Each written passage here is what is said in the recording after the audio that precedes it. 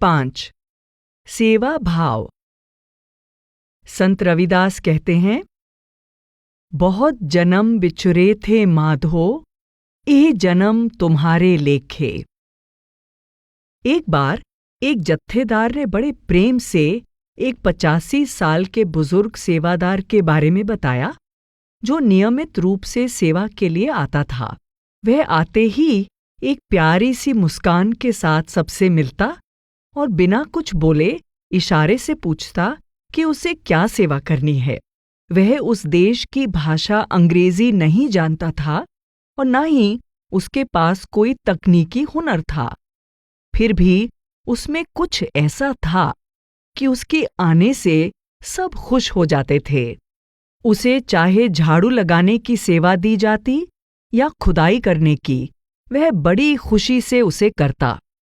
अगर उसे कंक्रीट के फर्श से टाइल चिपकाने वाली गोंद को खुरचने की सेवा दी जाती और एक बार उसे यह करके दिखा दिया जाता, तो वह मुस्कुराते हुए सिर हिलाकर सेवा के काम में लग जाता।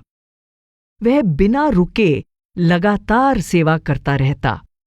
दोपहर तक उसे अकेले ही एक कोने में सेवा करते हुए देखा जा सकता था। तब तक कई सेवादार वापस चले जाते थे। किसी को अपनी पसंद की कोई दूसरी सेवा मिल जाती और कुछ संतमत पर चर्चा करने लगते, लेकिन वह संतमत पर अमल कर रहा था। शाम होने पर सेवा का काम खत्म करके वह खुरचनी को औजारों वाली मेज पर रखता, सफाई करता और शुक्रगुजार होते हुए दिल को छू लेने वाली मुस्कुराहट के साथ चुपचाप चला जाता। वह सीधा सादा बुजुर्ग, लगन से की जाने वाली सेवा की जीती जागती मिसाल था। यह बात 1965 की है। नई दिल्ली में सत्संग प्रोग्राम के बाद हुजूर महाराज जी का पूसा रोड सेंटर में नामदान देने का प्रोग्राम था। उन्हें बहुत ज्यादा खांसी और सर्दी जुकाम था और बोलने में भी तकलीफ हो रही थी। सेंटर के सेक्रेटरी ने उनसे कई बार विनती की कि वह नामदान का प्रोग्राम बाद में रख लें। महाराज जी ने बड़ी सादगी से जवाब दिया, यह सेवा हुजूर यानी बड़े महाराज जी की है और हमें अपने मन को किसी भी तरह से ढील नहीं देनी चाहिए। इस तरह उन्होंने नामदान का प्रोग्राम जारी रखा। एक सेवादार ने, जो इस बातचीत को बड़े गौर से सुन रहा था, बताया कि वह हुजूर महाराज जी का जवाब सुनकर हैरान रह गया। उसने कहा कि इतनी कमजोरी और बोलने में तकलीफ के बावजूद हुजूर को इतनी लगन से सेवा करते हुए देखकर उसके मन पर गहरा प्रभाव पड़ा। उसने कहा कि इस घटना से वह इतना प्रभावित हुआ कि वह भी पूरी लगन से सेवा करने लगा और इसके बाद उसने कभी अपने मन को ढील नहीं दी। हुजूर महाराज जी ने एक बार अपने दोस्त की चिट्ठी का जवाब देते हुए लिखा, मैं नहीं चाहता कि अपनी जिम्मेदारियां पूरी करते हुए मुझसे कोताही हो जाए, ना ही मैं अपने प्यारे सद्गुरु की मुझसे जो उम्मीदें हैं उनमें कोई कसर रखना चाहता हूं। जो कुछ भी मेरे पास है मैंने संगत को सौंप दिया है। जो मैं नहीं दे पाया हूं वह मेरे पास था ही नहीं। दृढ़ता के साथ किया हुआ त्याग और संगत की सेवा के ऐसे कई दृष्टांत हमें सभी सद्गुरुओं के जीवन में देखने को मिलते हैं। जब हम उनके एक निष्ठ सेवा भाव को देखते हैं तो हमें भी उसी ढंग से सेवा करने की प्रेरणा मिलती है। अक्सर देखा जाता है कि सेवादारों को सिर्फ एक बार कहने की जरूरत होती है कि क्या करना है और वे काम में जुट जाते हैं। हुजूर महाराज जी ने उन दिनों की एक घटना सुनाई जब ब्यास का अस्पताल बन रहा था। जब अस्पताल के लिए जमीन ली गई तो मुझसे कहा गया कि वहां इतने ज्यादा पेड़ हैं कि उन्हें निकालना बहुत मुश्किल है। मैं मौके पर गया और उनमें से कुछ पेड़ों को काटने के लिए कहा। इसके बाद मैं सिकंदरपुर चला गया। वापस आने पर मैंने देखा कि संगत अपने खेतों से करीब 100 ट्रैक्टर और ट्रॉलियां लेकर आई हुई थी और करीब 1000 सत्संगी पेड़ों को जड़ों से उखाड़ रहे थे और उनकी लकड़ी ट्रेलर पर लादकर लंगर में ले जा रहे थे। यह है सेवा। प्रेम की विरासत किताब में एक जत्थेदार ने अस्पताल के निर्माण के दौरान सेवादारों द्वारा की गई अथक सेवा की यादों को साझा किया है। सेवादारों के मन में सेवा भाव और कम से कम समय में अधिक से अधिक काम करने की उनकी चाहत को देखकर यकीन ही नहीं आता। जब नींव की खुदाई की जा रही थी, कुछ सेवादारों ने महाराज जी से विनती की, महाराज जी, कृपया इंजीनियरों से कहें कि जिस जगह हम नींव की खुदाई कर रहे हैं वहां पर रोशनी का इंतजाम कर दें। जब उनसे पूछा गया कि रोशनी की जरूरत क्यों है, तो उन्होंने अर्ज की, हुजूर, हम दिन में ज्यादा काम नहीं निपटा सके, अभी बहुत काम बाकी है, इसलिए हम कुछ घंटों के लिए रात को भी काम करना चाहते हैं। जब महाराज जी ने मुस्कुराते हुए उनकी बात टाल दी, तो उन सेवादारों के चेहरों पर निराशा झलक रही थी। अपने आराम करने के लिए वे कभी काम को नहीं रोकते थे। वे दोपहर के खाने के लिए बहुत कम समय लेते और फिर काम पर लौट आते। मुझे हैरानी होती थी कि क्या ये लोग कभी थकते नहीं। एक दिन 60 साल से ऊपर के एक सेवादार को मैंने बिना रुके कई घंटों काम करते देखा। उसके पास जाकर मैंने कहा, मेरे दोस्त, थोड़ी देर के लिए आराम कर लो। मैं देख रहा हूं कि तुम कई घंटों से लगातार काम कर रहे हो, रुककर सांस भी नहीं लिया, तुम थक गए होगे। उसने कहा, थकान? मुझे कोई थकावट नहीं है। अगर आप मुझे अगले 12 घंटे सेवा पर लगाए रखें तो मैं आपका शुक्रगुजार होऊंगा और खुशी से सेवा में लगा रहूंगा। इतना कहकर वह सेवादार फिर सेवा में जुट गया। विदेश से आई संगत के साथ शाम की एक मीटिंग में एक महिला ने बाबाजी से कहा कि उसने सेवादारों को देर रात तक मुश्किल हालात में बेआरामी से काम करते देखा है। उसने पूछा, सद्गुरु, क्या आप ऐसा मानते हैं कि सेवा में कुछ हद तक परेशानी का होना स्वाभाविक है? सद्गुरु ने जवाब दिया, नहीं, ऐसी बात नहीं है। उन्होंने कहा कि मुझे नहीं लगता कि सेवादार भी आपकी बात से सहमत होंगे। वे कहेंगे, कैसी परेशानी? फिर उन्होंने कहा कि अगर कोई उन्हें सेवा से हटाकर उनकी परेशानी दूर करना चाहे तो वे इनकार कर देंगे। उन्होंने लंगर की उन सेवादारनियों की मिसाल दी जो जून की कड़कती गर्मी में घंटों देर रात तक लंगर में रोटियां बनाती हैं, लेकिन जब रात के 2 या 3 बजे सद्गुरु डेरा राउंड पर निकलते हैं तो वे सभी भजन में बैठी होती हैं। उन्होंने फरमाया कि वह नहीं समझते कि उन सेवादारनियों को कोई भी तकलीफ महसूस होती है। अस्पताल के कंस्ट्रक्शन में लगे एक सेवादार ने भी अपना ऐसा ही अनुभव बताया। इतने महीनों में मैंने कभी इन सेवादारों को किसी तरह की तकलीफ के बारे में शिकायत करते नहीं सुना। हालांकि कई बार मौसम की खराबी के कारण कंस्ट्रक्शन का काम करना बहुत मुश्किल हो जाता था। पिछले 16 महीने से वे बारिश, आंधी, ओले, सर्दी और गर्मियों की तेज लू का सामना कर रहे थे। वे तंबुओं और उन कमरों में रहते हैं जिन पर अभी-अभी छत पड़ने की वजह से सीलन थी। वे तिरपाल में गलियारे के खुरदरे फर्श पर कहीं भी गुजारा कर लेते। वे सर्दियों की बर्फीली बारिश में भीगते हुए और गर्मियों की तेज धूप और लू में तपते हुए भी सेवा में लगे रहते थे। लेकिन सेवा करने के उनके चट्टान जैसे मजबूत इरादे को कोई मुश्किल हिला नहीं पाई। सेवा के लिए चट्टान की तरह मजबूत इरादा कहाँ से आता है?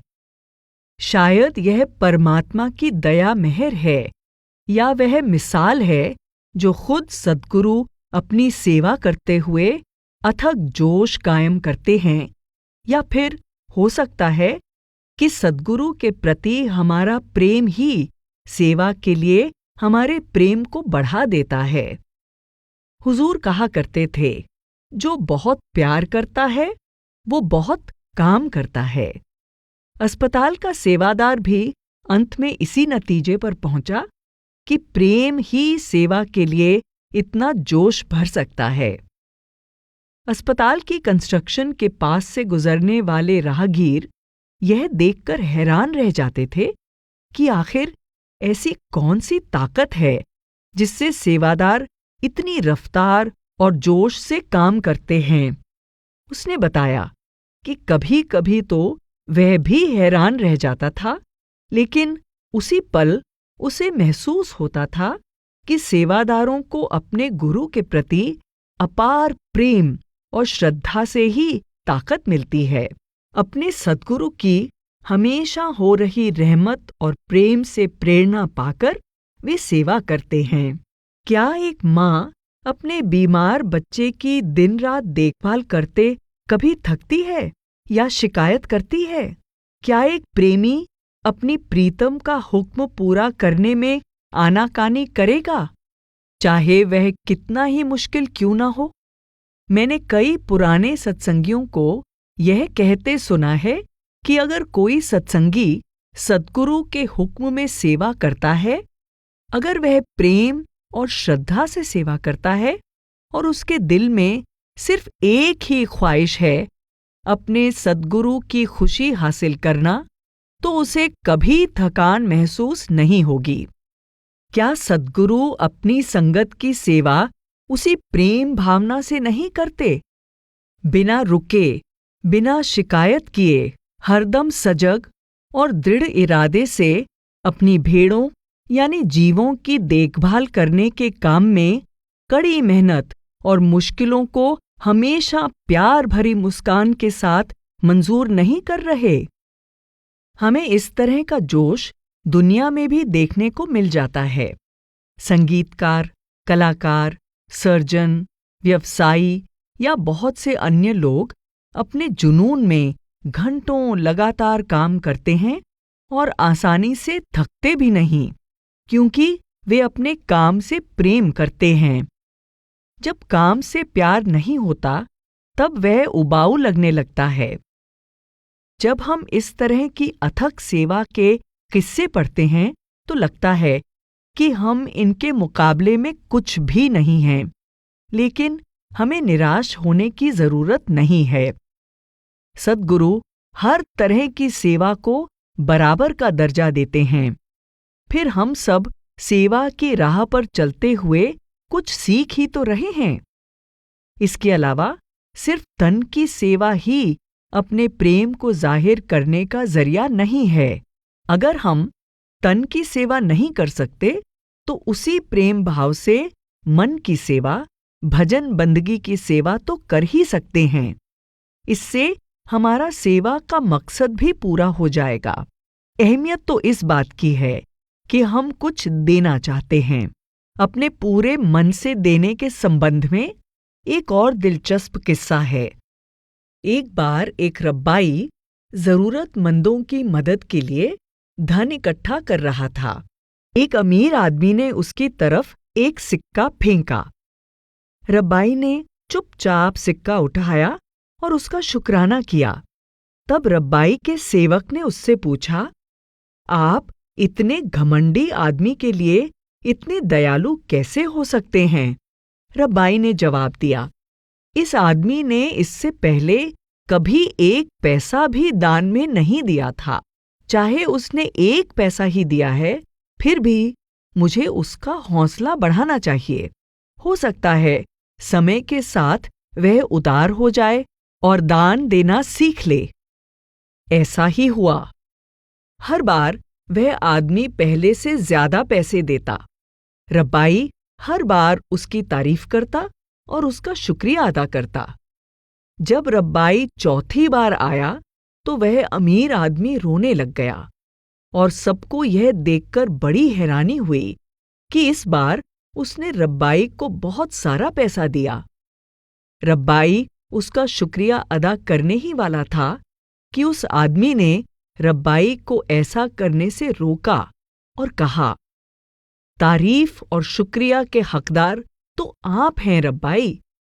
आपने मुझ पर भरोसा बनाए रखा। आपने ही मुझे उदार बनना और दूसरों की मदद करना सिखाया है।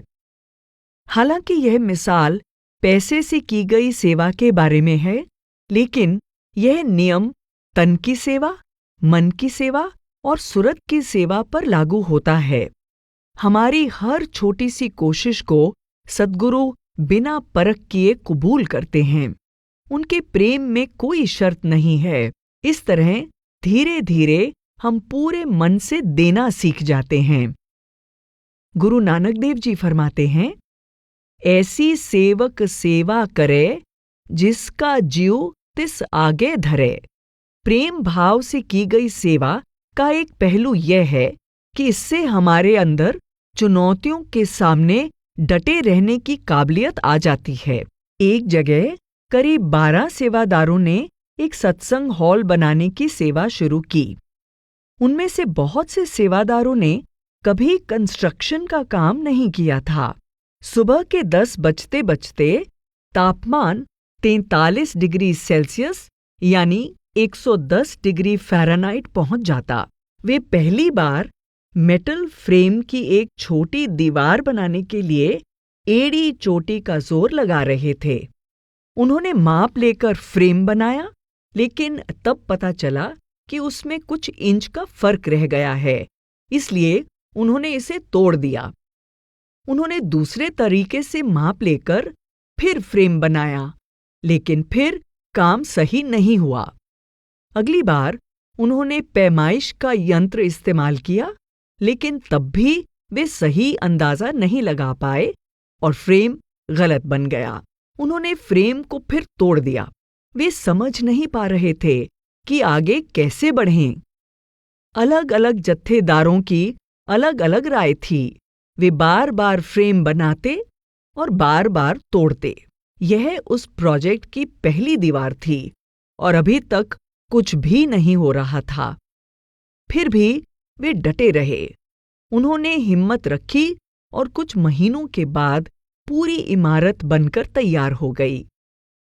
प्रोजेक्ट के खत्म होने तक उन अनाड़ी लेकिन प्रेमी सेवादारों ने एक ऐसा हॉल बना दिया जो कई कमर्शियल इमारतों से बेहतर था।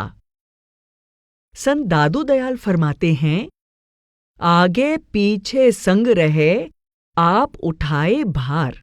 जब हम सब्र रखकर डटे रहते हैं तब हल निकल ही आता है। एक सेवादार ने बताया कि कहीं एक बड़े सत्संग घर के लिए जमीन खरीदी गई। वहां पहली सेवा थी पहाड़ी की ढलान को मजबूत करना। सेवादारों ने दिन भर मेहनत करके पहाड़ी की ढलान पर हजारों पौधे लगा दिए। दिन ढलने पर उन्होंने छोटे छोटे कप लेकर हर एक पौधे को पानी दे दिया। उस दिन बहुत गर्मी थी, फिर भी वे सुबह से शाम तक काम में लगे रहे। दिन ढलने पर जब उन्होंने पहाड़ी की ओर देखा तो अपना काम देखकर उन्हें बहुत खुशी हुई। लेकिन उस रात बारिश होने लगी। शायद उस इलाके के इतिहास की यह सबसे तेज और भारी बारिश थी। यह बारिश एक एक पौधे को बहा कर ले गई। सेवादारों ने सुबह उठकर देखा कि सारे पौधे पानी में बहकर पहाड़ी के नीचे पानी के गड्ढे में गिरे पड़े थे। बिना निराश हुए उन्होंने दूसरे दिन खुशी खुशी सारे पौधे दोबारा लगा दिए। ये बाहरी चुनौतियों का डटकर सामना करने की मिसालें हैं, लेकिन सेवा में कई बार हमें जज्बाती चुनौतियों का भी सामना करना पड़ता है। कई बार ऐसा लगता है जैसे हमारे साथी सेवादार हमारे सब्र का इम्तिहान ले रहे हों। कई बार हमारे मन को बहुत ठेस पहुंचती है। कई बार मन करता है कि हम सेवा ही छोड़ दें। सेवा निभाने के लिए लगन, धैर्य की जरूरत है। जब हालात मुश्किल हों तो सेवा न छोड़ें, सब्र न छोड़ें और अपनी सेवा छोड़कर न जाएं। महाराज सावंत सिंह जी फरमाते हैं, जिसने दिल दे दिया उसने सब कुछ दे दिया। उसका जिस्म, उसकी जिंदगी, सब कुछ उसके प्रेम पर न्योछावर है। लगन से सेवा में लगे रहने का एक तरीका है मैं कर सकता हूं का नजरिया रखना। आगरा में सत्संग प्रोग्राम का प्रबंध किस प्रकार किया गया, उसका किस्सा ऐसे नजरिए को दर्शाता है। मई 2011 में सेवादारों की एक छोटी सी टीम को बताया गया कि स्वामी जी महाराज के जन्म स्थान आगरा में 25-26 जनवरी 2012 को बाबा जी बड़े पैमाने पर सत्संग फरमाएंगे। टीम के सदस्यों में झिझक हो सकती थी।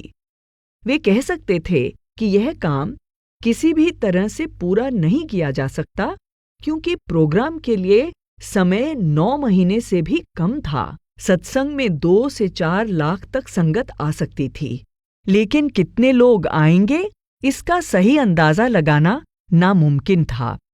आगरा में कहीं भी इतनी बड़ी जगह नहीं थी जहां इतने सारे लोगों का इंतजाम किया जा सके और इतने बड़े पैमाने का इंतजाम करने के लिए सेवादार भी बहुत कम थे। लेकिन सेवादारों की इस टीम को यकीन था कि कुछ भी नामुमकिन नहीं है। अगर सद्गुरु सत्संग करना चाहते हैं तो उनके लिए कोई ना कोई रास्ता निकल ही आएगा। सबसे पहला काम था आगरा में ऐसी जगह ढूंढना जो 300 एकड़ से ज्यादा हो। कई बार आगरा का दौरा करने के बाद आखिर आगरा के बाहरी इलाके में एक सही जगह मिल गई, लेकिन समस्या यह थी कि सिर्फ 120 एकड़ जमीन ही वहां के लोकल बिल्डर के पास थी। बाकी की जमीन उन लोकल किसानों से किराए पर लेनी थी जिनके खेत बिल्डर की जमीन के साथ लगते थे। कुछ किसानों ने पहले ही अपने खेतों में सरसों की फसल बो रखी थी, जिसका किसानों को मुआवजा देना जरूरी था। इसके अलावा किसान अपनी जमीन किराए पर देने से डर भी रहे थे कि कहीं उनकी जमीन पर कब्जा ही ना कर लिया जाए। काफी मुश्किल से विश्वास दिलाने के बाद आखिरकार वे राजी हो गए और तब नक्शा बनाने का काम शुरू हुआ। सभी खेतों का बड़ी बारीकी से नक्शा बनाने की जरूरत थी क्योंकि सत्संग के लिए एक बार जमीन समतल हो जाने पर उन अलग अलग खेतों की सारी हदबंदी खत्म हो जानी थी। फिर सत्संग का प्रोग्राम समाप्त होने पर हर किसान को उसकी जमीन का छोटा टुकड़ा जिस आकार में था वैसे का वैसा वापस किया जाना था, न 1 इंच कम न 1 इंच ज्यादा। एक बार नक्शा तैयार हो गया तो सेवादारों ने जमीन तैयार करने का भारी भरकम काम शुरू कर दिया। खेतों के सिर्फ आकार ही अलग अलग नहीं थे, वे ऊंचे नीचे भी थे। सबसे ऊंचे और सबसे नीचे के खेत में 12 फुट तक का फर्क था। जिन खेतों में फसल नहीं बोई गई थी वे कंकड़ पत्थरों, झाड़ियों और पेड़ों से भरे थे। लगभग 320 एकड़ ऊंची नीची उबड़ खाबड़ जमीन को साफ और समतल किया जाना था। इसके लिए जमीन को समतल करने वाले ग्रेडर, दबाने वाले कॉम्पैक्टर, ट्रैक्टर और मलबा उठाने वाले ट्रक मंगवाए गए। लगभग 750 से 1000 सेवादार रोजाना इस काम में जुटे रहते थे। जोश से भरे सेवादारों के जत्थे अपने खर्च पर किराए की बसों में आसपास के राज्यों से आने लगे। हर जत्था 4 से 10 दिन के लिए सेवा पर आता था। यह जमीन शहर से दूर बाहरी इलाके में थी, जहां किसी तरह की कोई सुविधा नहीं थी। इसलिए इन सेवादारों के लिए अस्थायी तौर पर बिजली, पानी, भोजन, आवास, दवाइयों और शौचालयों आदि के इंतजाम की भी जरूरत थी। जत्थेदारों ने बताया कि सेवादारों के जोश में कभी कोई कमी नहीं आई और एक बार भी उन्होंने यह शिकायत नहीं की कि उनके लिए किया गया बंदोबस्त ठीक नहीं था। उन्होंने कड़कती गर्मी में काम शुरू किया और बरसात के उमस वाले मौसम में भी लगे रहे। दिसंबर की ठिठुरती सर्दी में जमीन को तैयार करने का काम खत्म हुआ। तब तक करीब करीब 8 महीने का समय बीत चुका था। अगले महीने सत्संग का प्रोग्राम था और अभी तक सिवाय जगह समतल करने के और कुछ भी इंतजाम नहीं हुआ था। फिर बारिश शुरू हो गई। बारिश इतनी जबरदस्त थी कि जगह जगह पानी खड़ा हो गया। कड़ाके की ठंड में ठिठुरते सेवादारों के हौसले पस्त हो रहे थे और उन्हें समझ नहीं आ रहा था कि इतना काम जो अभी बाकी है वे उसे कैसे खत्म करेंगे। पानी से भरे गड्ढों और खाइयों में से पानी निकालने के लिए बड़े बड़े पंप मंगवाए गए। आखिरकार बारिश बंद हो गई, जमीन सूख गई और सत्संग की जगह को तैयार करने का काम शुरू किया गया। चारों तरफ से खुला एक बहुत बड़ा शामियाना लगाया गया, जिसके नीचे जरूरत पड़ने पर 4 लाख के करीब संगत बैठ सकती थी। 800 स्नान घर, 2200 शौचालय, 1 लंगर घर और 4 कैंटीन बनाए गए और 1,60,000 लोगों के रहने का भी प्रबंध किया गया। पूरी जगह में बिजली की व्यवस्था के लिए डीजल के 4 जेनरेटर लगाए गए, 24 सेप्टिक टैंक और पानी के 2 बड़े बड़े टैंक लगाए गए। 10 बड़े बड़े पार्किंग स्थल बनाए गए। इस तरह भारी वाहनों, बसों, कारों और 3 व्हीलर के लिए अलग अलग पार्किंग स्थल बनकर तैयार हो गए। सत्संग प्रोग्राम के 4 दिन पहले 22,000 से भी ज्यादा सेवादार वहां आए ताकि संगत के आने की तैयारी की जा सके।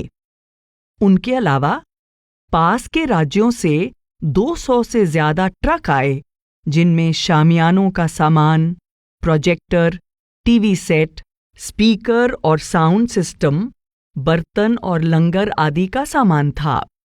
सभी बड़े शहरों से आगरा की ओर आने वाले राष्ट्रीय राजमार्गों पर ट्रैफिक सेवादार तैनात किए गए। इन राजमार्गों पर साइन बोर्ड लगाए गए और सभी टोल बूथ पर सेवादारों की ड्यूटी लगाई गई। राजमार्गों पर मोटरसाइकिल और एसयूवी गाड़ियों में सेवादारों की टीमें गश्त लगाने के लिए तैनात की गईं ताकि ट्रैफिक की आवाजाही बिना किसी रुकावट के जारी रहे। राजमार्गों पर जहां जहां ट्रैफिक के सेवादार तैनात किए गए थे, वहां उनके रहने और खाने पीने का इंतजाम किया गया। सब कुछ समय से तैयार हो गया, जो किसी चमत्कार से कम नहीं था। फिर संगत का आना शुरू हुआ। बहुत लोग रेलगाड़ी से आए। उन्हें स्टेशन से सत्संग की जगह तक लाने के लिए 650 शटल बसें लगाई गईं। आसपास के राज्यों से 2000 से ज्यादा बसों और 9000 से अधिक कारों में संगत आई। आगरा की कुछ संगत 10,000 से ज्यादा 2 व्हीलर और 3 व्हीलर द्वारा सत्संग के लिए पहुंची। सारी बसों और कारों पर लेबल और अलग अलग रंगों के स्टिकर लगाए गए थे ताकि संगत सत्संग खत्म होने के बाद इतनी बड़ी पार्किंग में अपनी अपनी गाड़ियां पहचान सकें। सड़कों पर ट्रैफिक सेवादार घंटों शोर, धूल मिट्टी और धुएं के बीच खड़े होकर संगत को सत्संग पंडाल की तरफ आने और बाहर जाने का रास्ता दिखाते रहे।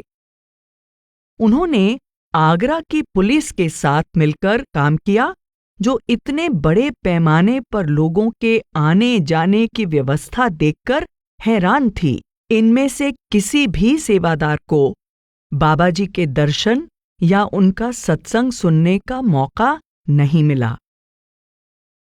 पहले दिन कुल मिलाकर करीब 2.5 लाख और दूसरे दिन 3 लाख लोग सत्संग के कार्यक्रम में शामिल हुए। पंडाल के अंदर सेवादारों ने मुस्कुराते हुए उनका स्वागत किया, उन्हें बैठने की जगह बताई और उनके सवालों के जवाब दिए। 1,68,000 लोगों को मुफ्त लंगर खिलाया गया। कैंटीन तथा लंगर संगत की सेवा के लिए 24 घंटे खुले रहे। सफाई सेवादार सभी शौचालयों की और पूरी जगह की साफ सफाई के काम में लगातार जुटे रहे। जब प्रोग्राम खत्म हो गया, तब सेवादारों के सामने सबसे बड़ा काम था सब कुछ खोलकर अलग करना और उस सारी जगह को खाली करना। बिल्डर और लोकल किसानों को अपनी अपनी जमीन पहले के आकार और माप के हिसाब से वापस दी गई। जिनकी जमीन कंकड़ पत्थरों तथा कांटेदार झाड़ियों वाली ऊबड़ खाबड़ थी, वे समतल, साफ और खेती करने लायक जमीन पाकर बहुत शुक्रगुजार थे। हुजूर महाराज जी ने 1978 में आगरा में सत्संग दिया था। ऐसा दूसरी बार हुआ था जब डेरा ब्यास के किसी सद्गुरु ने उस जगह पर सत्संग दिया जहां से राधा स्वामी सत्संग की शुरुआत हुई थी। संगत के लिए तो यह दिल को छू लेने वाला और कभी न भूलने वाला अवसर था। आखिर यह सब कैसे हुआ? सद्गुरु ने करीब करीब एक नामुमकिन चुनौती सामने रखी थी। जिन सेवादारों को यह काम दिया गया, उन्होंने यह नहीं कहा कि यह नामुमकिन है, बल्कि उन्होंने तो कहा, जी हो जाएगा। उन्होंने इतने बड़े काम को सिर्फ पूरा ही नहीं किया, बल्कि उसे बड़ी श्रद्धा, लगन और प्यार से किया। फिर भी जब इन सेवादारों से उनके अनूठे सेवा भाव के बारे में पूछा गया, तो उन्होंने जवाब दिया, सेवा में कमर तोड़ नाम की तो कोई चीज नहीं होती। सेवा तो सेवा है। सेवा आसान या मुश्किल नहीं होती, यह तो बस सेवा है। सेवा में कर सकते हैं या नहीं कर सकते जैसा कुछ नहीं होता। कोई भी सेवादार खुद को किसी तरह की अहमियत नहीं देता। मालिक खुद अपने सेवादारों के जरिए सेवा करता है। सेवा तो मालिक का दिया तोहफा है और उसी की दया मेहर से हम सेवादार सेवा कर पाते हैं। इस तरह के सेवादारों से हमें फर्ज और कोशिश से परे देखने की प्रेरणा मिलती है, क्योंकि उन्हें सेवा से बहुत खुशी मिलती है। सेवा तो प्रेम से की गई कोशिश है। जब हम खुद को सेवा में समर्पित कर देते हैं, तो यह हमारे सामने ऐसा लक्ष्य रखती है जो हमारी तुच्छ हस्ती से परे होता है। यह हमारी जिंदगी को एक मकसद और मायने देती है। समय के साथ साथ हम जान जाते हैं कि सेवा ही है जहां असल में काम पूजा बन जाता है। जब हम सिर्फ उसी के बारे में सोचते हैं जो कर रहे होते हैं और उसे पूरी श्रद्धा और प्यार से करते हैं, तब वह सेवा किसी भी तरह से पूजा से कम नहीं होती।